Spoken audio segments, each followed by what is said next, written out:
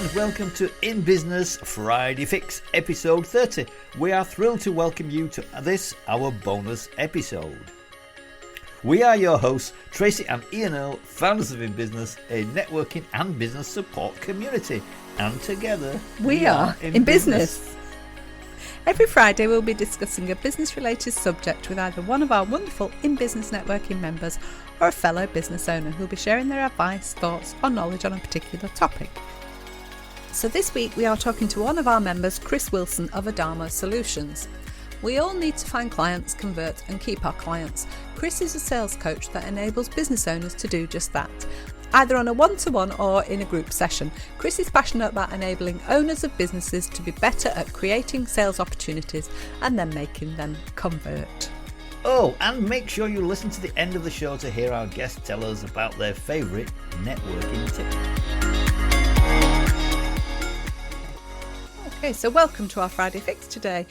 Today we're talking to Chris Wilson of Adamo Solutions. So welcome, Chris. It's good to see you. Welcome, Chris. Sorry, Tracy. Welcome, Chris. Good to have you with us today. Good morning, good afternoon, and good evening, wherever I find you in the world. Wherever you're listening, yeah. Yes. Absolutely. Yeah. Can we start by asking you a little bit? Well, can you tell us a little bit about what you do? Well, predominantly it's around sales consultancy and sales enablement. We all need to grow our businesses, and that is the role that I find myself in. People getting themselves stuck or getting a little bit distracted and knowing that they have to drive the business forward. So that's my role as a sales coach, sales enabler, to try to hold them accountable to the actions that they say they're going to do. Sounds good. Sounds good. And especially at this time of year when everyone's thinking about setting their goals and heading into the new year, it's people set their intentions, don't they, but don't always carry them through. So it's good to be held accountable sometimes, isn't it? Yes.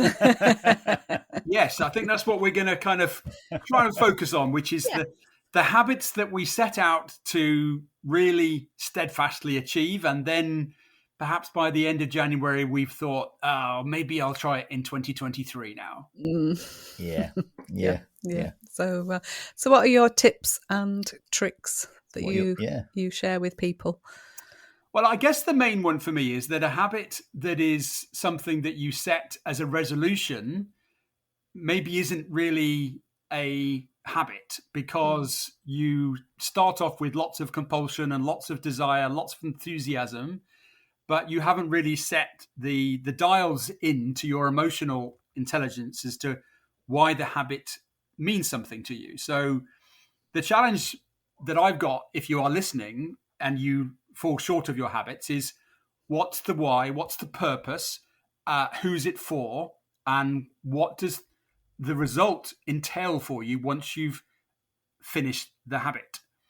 And there's a model which is called the hero's journey. And generally speaking, what happens is that we start to, first of all, have what we call the dream phase, where we think about this new epiphany, this new weight loss campaign, or the run or the marathon, or going to go and smash these sales calls. And we sort of live into the dream and I get it very excited. And then we go through what we call the growth phase of that. And that's when we start to do the mechanics. So if it is about the run or the sales calls, we begin to do the work. And then through the growth journey, we get in the middle part, which is sometimes referred to as the messy middle. And this is when it starts to get complicated, because the brain starts saying, oh, no, Tracy, come on, you'd rather sit on the couch rather than go and put your trainers on. Or wouldn't it be more preferable to send an email rather than a sales call? And the brain starts to mess with you, literally starts to challenge you. And that's when you begin to stop this continual cycle of improvement. But the real go-getters, the real people that have the habit dialed in, is that they have this sort of infinite purpose or a longer meaning or a sort of shining North Star in the future. And they push through the messy middle and then get out the other side. And then they begin to go into goal phase, where they begin to see things. So if you're perhaps losing weight, people say, wow, Tracy, you're looking really slim today. You're looking sharp, and you feel the belt on your clothes beginning to loosen. And then you have clues to say you're through the messy middle, and then you get to the other side, which is your arrival stage. So you've got to be aware that any particular change goes through lots of different cycles. And the ability for us to get to the other side is to push, even when it's hard, no matter what, you still try hard to get to the other side. Yeah. And what is it that you think causes this sort of the messy middle? You're going really good, and then suddenly you hit the messy middle. What do you think it is that suddenly triggers your mind to start doing that too, or is it something it's impossible to answer? What is it you think it is that does that? Well, honestly, psychologically, it's down to a sort of a primeval state that we've still got ourselves into, in that we are by nature lazy. We like to eat lots because we think that we're going to still fight off the saber-toothed tiger that's going to come and get us, and therefore our bodies thrive on those fat, sugar rich foods to say you need to make sure that you're ready to fight or flight. So that's why sugary, carby foods are so nice for you. And also, the brain doesn't like to work. It's a muscle like anybody else's muscle. And if it has a choice between sitting down and scrolling endlessly on social media or doing something that the brain doesn't like, the brain is going to say, no, I'm quite happy sat here enjoying Strictly or whatever else you want to do. So you have to challenge your own mindset to push you out of comfort zone and be comfortable being uncomfortable. Right. Yeah. Right. And that can be hard though, can't it, when you're trying to do that yourself? I mean, what would you suggest people do? You know, is there an accountability group? Is that a good idea? Or is it just a case of you've got to get your head in the right space and just get on with it?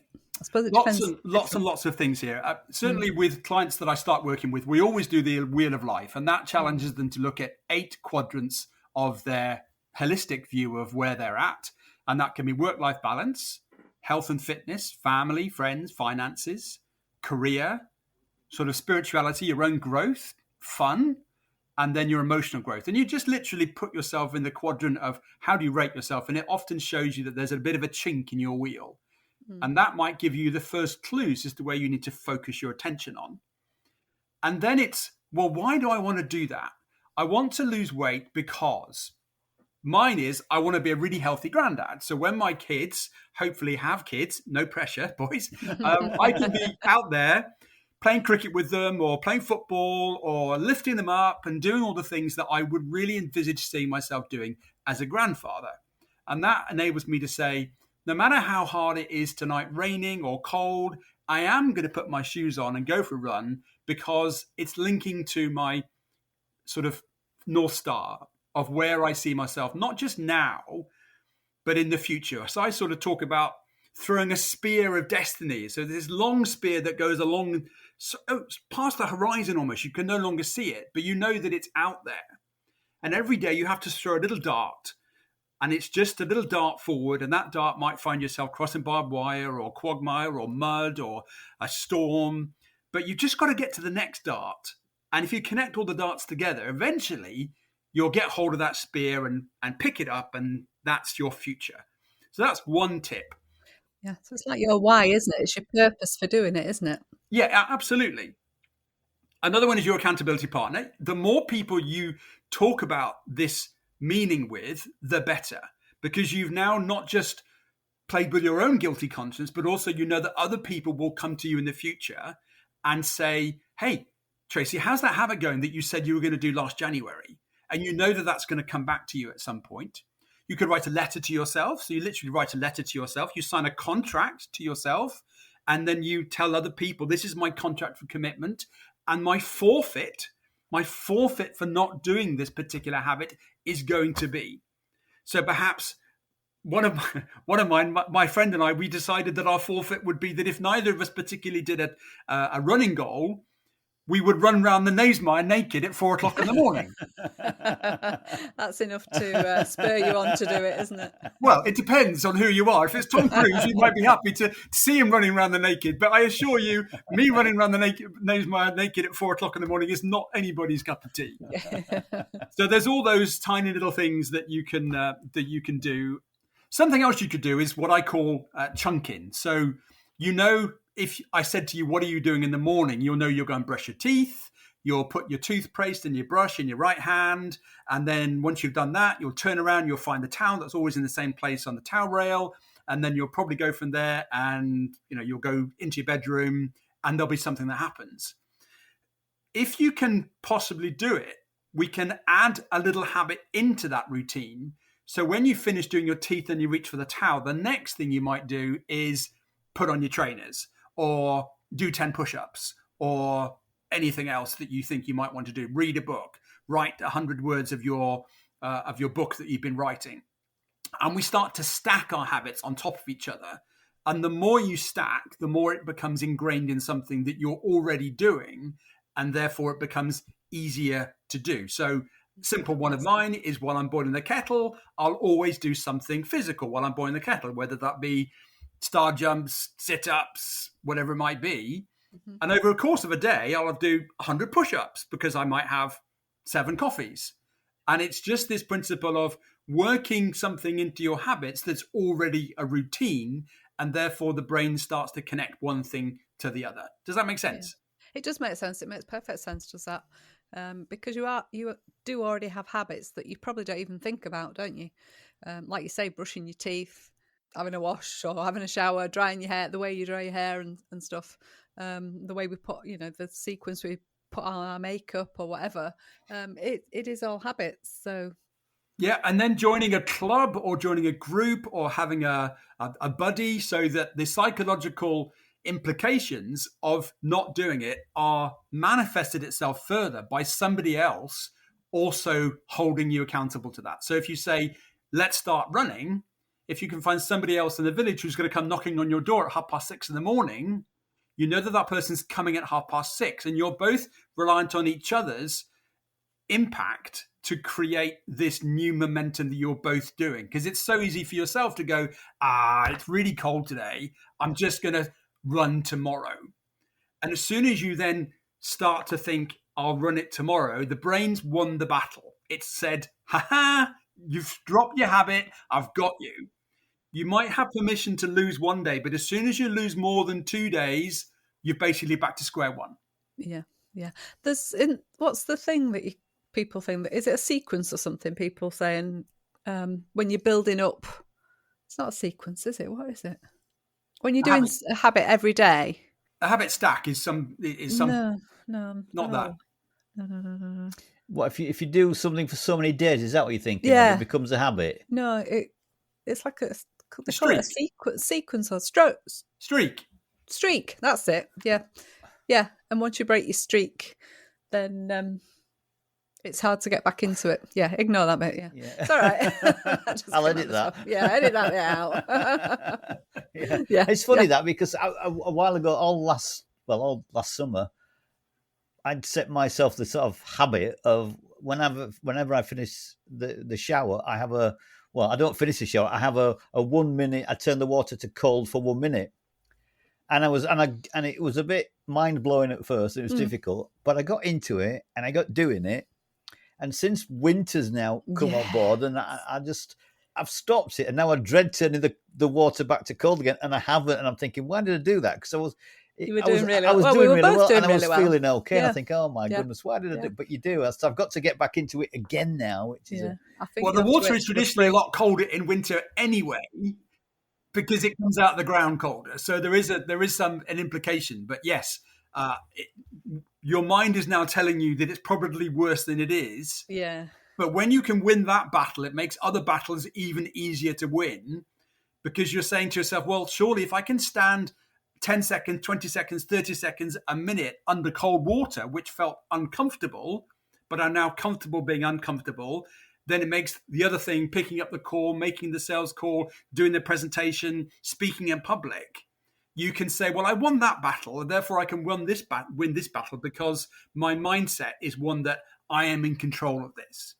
Is it useful to fix some sort of emotional attachment to it if you can? Does that make it a stronger habit? I think emotional is good, but also visualization of actually seeing your future self and actually really going deep on that visualization. So if you are somebody currently who doesn't like public speaking, for example, thinking of a point in the time in the future of I've set my stall out. I'm going to be speaking in front of 50 people on the 1st of July. And then you ought to start to think about the venue and the car park and the theatre and the room and the faces and the sound of the person introducing you, and then the warmth, applause afterwards, and then all the messages you're going to get afterwards. And if you can really go deep on that emotional and visualization, the subconscious mind doesn't know the difference between fiction and reality. It just sees it as true. If I say to you now, don't think about an elephant wearing pink pants, all you're thinking about is an elephant with pink pants on, because your subconscious mind has removed the don't, it's just taken the instruction. Yeah. So if you're really keyed into this, write the thing down, repeat it as an affirmation, as a point in your future. Yeah. Almost believe that it's already happened and it will happen. Yeah, there's lots of, you can watch The Secret or The Law of Attraction. There's a huge amount of work now around positive psychology of tricking your brain to think that you're already the person of your future self. I mean, another thing I'm going to, you saw I put out recently about the Miracle Morning. Miracle Morning. I did see that. Yeah. Did we do that at the beginning of this year, or was it? We did. We started. We did start, and we did quite well, and then again we got out of that, didn't we? I think it was when the morning started getting lighter, and we just went out for a walk instead. We got up, put on our trainers, and went straight out for obviously put on some clothes, but went out for a walk instead of doing the Miracle Morning. I think that was when the weather got nice, and then since the weather's turned, obviously, and the mornings are darker, we've just not picked it back up again. And I am thinking about doing that again. My plan is to get that on with that in the new year, do that again, because all right. Well, everybody who's listened to this podcast, you must, next time you meet Ian, you must ask him, so Ian, how is your Miracle Morning going? And the fact that you've now got this tribe of people that are going to hold you accountable to that, I guarantee you it'll become easier to do. But the other thing about habits, it's what works for you. It's not going to work for everybody else. And people talk about the 5 a.m. club, the Windhoff, all these particular things that are out there. Don't feel as though you have to just subscribe to this particular methodology because that's what the guru says in the book. Find something that works for you. And there's so many different techniques out there. You could read Atomic Habits. You could read The Slight Edge. You could read The Compound Effect. Some brilliant, brilliant books, all written by people who give methodologies around how to make habits work for you. But at the end of the day, remember, your brain loves to relax and your body doesn't like to be uncomfortable. And therefore, it's always going to take you back to the things that you like to be treated by, because it gives the brain little hits of endorphins and little hits of dopamine. And that's known by psychological in social media and all the nutrition experts in junk food. They know that our bodies thrive on these little spikes of dopamine, and that's what makes us addicted to it. Mm. Yeah. So we need to give ourselves little wins and little hits of this dopamine, don't we, to sort of keep us on track to achieve our goal. Very much so, and celebrate. So I do a sort of a 4-week session, and the first thing we say is, what's the first move you need to do tomorrow? What's the first step? What's the 2 millimeter shift that you need to do forward tomorrow? So if it was making the morning routine, set the alarm for 6 o'clock. What's the first step? Get out of bed, put your feet on the floor. How are you going to reward yourself for the first action?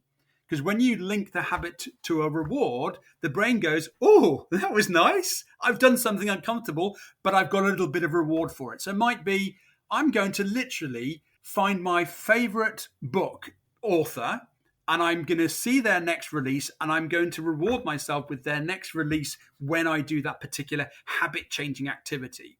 Yeah. And you just continually habit stack reward, and the brain starts to look forward, just like Maslow's dogs theory and dogs. You know, it connected the fact that when the bell went off, there was the food. Dog thought, bell, food, started salivating. It just makes the brain connect to a different rhythm. It is a fascinating subject, isn't it? I mean, like I say, is life just a habit, really? One big habit. Is everything about life a habit? Yeah. Well, we all have different rhythms, and the high achievers of this world will naturally just completely go habit after habit after habit because that's how they've become high achievers. And some others need more disciplined or systematic approaches for them to become more habit orientated. But remember that habits are those that they have to become ingrained behaviors as opposed to something you're trying to do. We can all try to do something. When it becomes a habit, it's just like putting your pajamas on. You put your left foot in your left leg first, and you know if you do it tomorrow morning, I guarantee you'll have a way that you put on your underpants, your pajamas, your bra, whatever it is. You'll have one mechanism for putting your left arm in, the left strap, and your. Not that I've done that many times. Sound like an expert. Or you've been paying close attention. Yeah. And then I have what I call my weekly accountability check. So I break down from my circle of life. I have different things that I try to achieve, and then I have them on a chart, and I have points attached to them. And then in the week, I literally rate myself based on whether or not I did do the things that I want to do. So, for example, I always want to do a 30-kilometer run week. And I know that by Thursday, if I haven't done 16 kilometers or 20 kilometers, I'm going to be really below my timeline. And the fact that I will rate myself by the end of the week, did I hit my 30? And will that then contribute to my overall weekly score? I want to be above my average. Yeah. So there's lots of little things that you can do to keep saying to yourself, don't rest, keep checking, and keep on doing these tiny, tiny little incremental things that when you compound it all together, it creates a real big momentum force. Yeah, big change. Yeah. And reviewing, like you say, at the end of the week is also a good habit to get into. Yeah, because and then plan for the next week what you're going to do, isn't it? And review what you have achieved in that week. Yeah, and diarise it. So if you've committed that you want to run, or you want to walk, or you want to swim, or you want to write a book, I always say to people, show me your calendar. Let me see in your calendar next week what you've already got calendarized in to show me you're serious and with intent that you're going to do this. So put yourself a weekly recurring appointment in to write 100 words every morning at 10 o'clock. And if it's not in the calendar, it's not going to get done. But if it's in the calendar as a firm appointment that you stick by religiously and you're committed to it, it's more likely to get done. Yeah. Some useful tips. Some good stuff there, yeah. Some good tips, yeah. Especially so where have you fallen off the wagon then, Tracy and Ian? The Miracle Morning, Ian's already been honest about that one. What about yourself, Tracy? What's a habit for you that you wish you'd got back to? Well, I suppose, the same, because we were doing it at the same time, weren't we? The Miracle Morning and the cold showers. But I think I probably dropped off sooner with the cold showers. Quicker than me, because I'm a bit of a wuss. I'd say where else I think as well that we've lapsed, because we were having, God, I'm revealing everything here, aren't I? We were having the regular weekly review meetings together, weren't we? And planning. Yeah. And then suddenly for some reason, I don't know why, we've got out of that as well, haven't we? We need to have a rethink about our lives next year, because we're doing good stuff and then we suddenly stopped, and I'm not quite sure why. And were they productive meetings for you, those weekly reviews?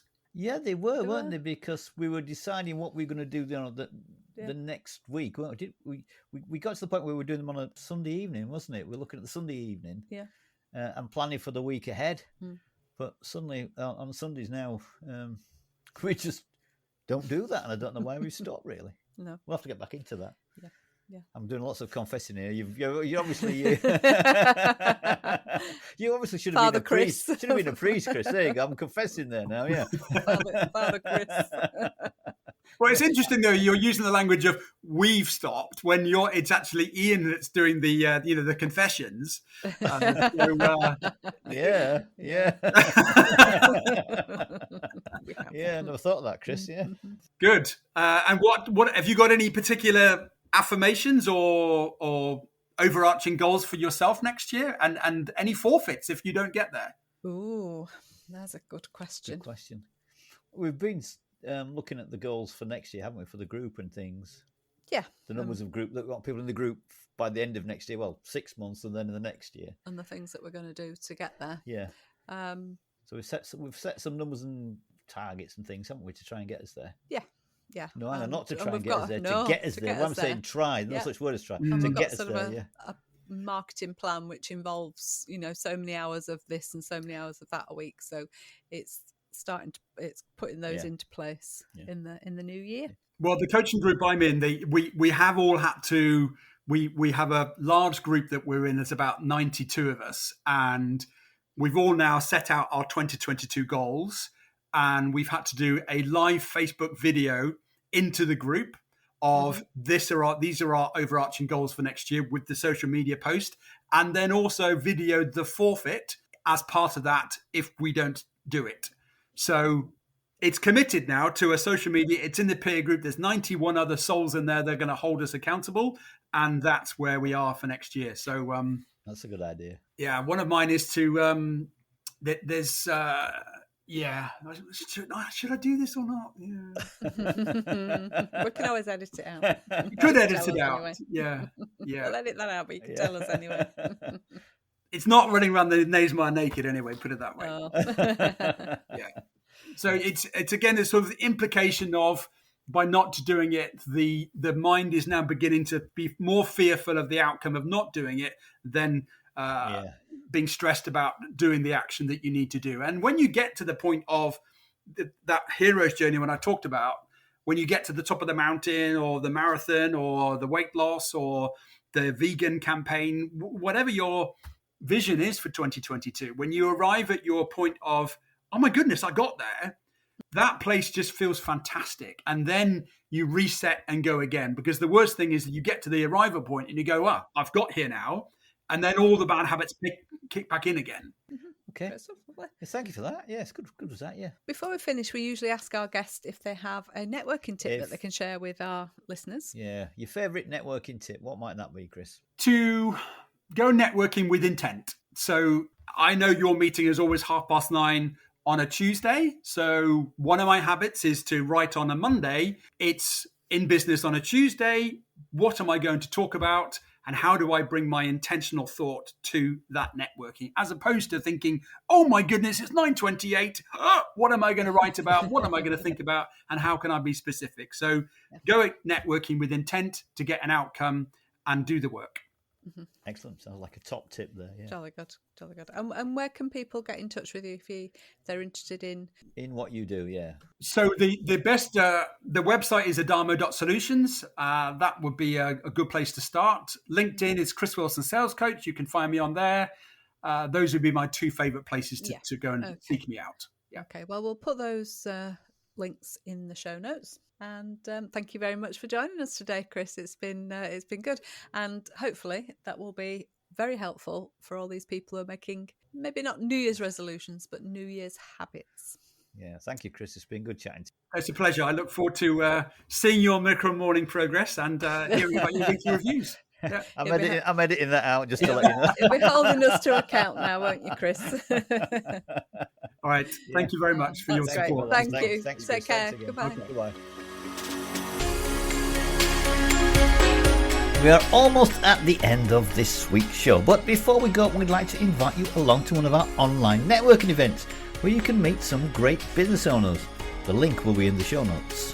Thank you so much for joining us this week on In Business Talks 2 Friday Fix. We hope you enjoyed it, and if you have, all that we ask is that you simply tell a friend about the show. And please follow or subscribe so you never miss an episode. We'd really appreciate it. Oh, and don't forget to check out our books that are now available on Amazon. We've got 3 books out there. Our first one is Notably Networking, which is our latest book, which is for all you networkers out there who have one-to-one meetings where you can keep a record of all your notes and your meetings in one place. We've also got 52 tips to help you improve your networking skills, again packed with information and tips.